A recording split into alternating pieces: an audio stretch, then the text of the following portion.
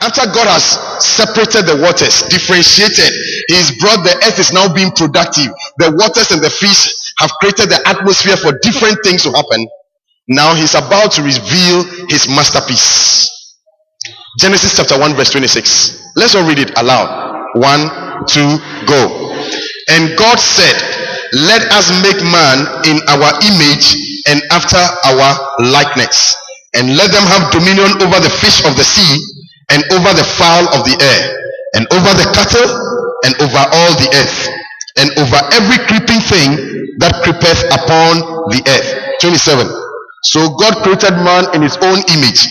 In the image of God created He him, male and female created He them. What is the first thing God says? Now God said, let us make man in our image after our likeness. What is God's intention? Number one, to create a new species of created beings called man. After God had done the separation and the order, He creates a human being, or He creates something else, and He says, let's call that thing man. You are created by God with an intention. What is God's intention for man? He created man in His likeness and in His image. So what is God's intention? And I need you to catch this deeply. When God created man, He said, let us make man in our image and after our likeness. God is creating man to be a reflection of God. He's creating man to be a reflection of God. When God looks at man, He sees Himself on this earth. Listen and listen carefully. What is God? Who is God? That is what you are supposed to be. That is who you are supposed to be. That is who we are. We are not just ordinary people, another creation on the face of the earth. The only thing that God created, that He said, let it look like me, and let it behave like me, and let it act like me, is you. The animals were not created in the image and likeness of God. The sun, the moon, and the stars, the earth and the seas and the fishes, no matter how they look, the mountains and the valleys, none of them was created to look like God or to act like God. The chickens, the hippopotamus, the elephants, the crocodile, none of them was created to be like God. The lions, the eagles, none of them was created to be like God.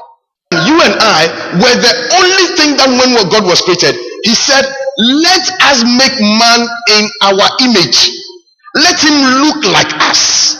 It means that an image is a reflection. So when God says, when I lift up my hand, what will the image do? The image can also lift up the hand. When I walk, what can the image do? The image can walk. When I think, what can the image do? The image can also think. So God created man so that when God looks at Himself and He looks at you, He sees Himself in you. Then He said, let us make him in our likeness. The word likeness means you are endowed with the abilities that the person has. So God is wise. He make you like Him, so you are also wise. God is mighty. He made you like Him. You are mighty. God is wisdom. God is creative. He made you like Him, so you are creative. So hold on carefully and listen. The Bible says in Genesis chapter 1, when God created the heavens and the earth, what happened in verse 2 was that the earth was without form and void, and darkness was upon the face of the earth. So here is God, and He's sitting on His throne, but everything He has created is chaotic. But remember, when God was making man, He made man with the same attributes, the same mindset, the same like Him, to act like Him. So when you see God in the beginning and everything is without form and void and darkness is upon the face of the earth, God doesn't cry. God doesn't blame other people. God doesn't begin to get angry. What does He do? He begins to throw light. So if you are made in the image and the likeness of God, and maybe there's chaos in your family, there's chaos in your country, there's chaos in your community, God is saying that because you are also made in His image and in His likeness, you can bring order. So maybe you grew up in a family, there was no education. You grew up in a family, it was a family of drunkards. Everything was chaotic. You were born in a chaotic environment, a chaotic community. Things didn't work. But remember, you are made in the image and in the likeness how powerful it is. That is what God is saying, that you don't have to cry. You don't have to begin to blame other people. It doesn't mean that your life is over. Even though everything is chaotic around you, you can change your world. You can bring order. You can throw light. You can differentiate. You can create atmospheres. That is why sometimes you can find somebody who is born in a village somewhere where till today they haven't seen electricity. Where till today the whole country is flooded. Anybody who has gone to Axim, there's a place called Inzulezu. It's a village on water. I don't know how they manage to live there, but you will find out that even in that village, somebody like a Kwame Nkrumah can come from somewhere that is so far away from Accra and come to Accra and leave Accra and go abroad and come back and be president. If Accra doesn't have electricity, I can imagine what is in Zulezu. If Accra has problems with water, I can imagine what is in Brofo. Yet somebody from that far, in a chaotic environment where there's no water, where there's no education, where everything is dark and without form and void and darkness fills their earth, can come out of that place and become the millennium president of Africa. Because he can bring order into his life. He can go back to school. He can take destiny into his own hands. He can decide that I'll be educated even though there's no school in my community. Why? Because he begins to discover himself in the image and in the likeness of God. You see, one of the things that brings chaos is because people don't have a self-awareness of who they are. They don't realize that God made you to bring order. They don't realize that God made you to be different. They don't realize that God, you can change the environment in which you are born. That the environment in which you are born, you can dominate it. I refuse for Choko to determine Powerhouse. I refuse for my family to determine who I become. I refuse for the country to determine how rich I become. So there are a lot of people who don't understand this truth. So they are going around. They are blaming government. Mami kwemi, papa kwemi. Your mother has her own problems. Your father has his own problems. Why are you creating problems for your own self? You are made in the image. You are made in the likeness of God. Is God kind? It means I can choose to be kind. Is God loving?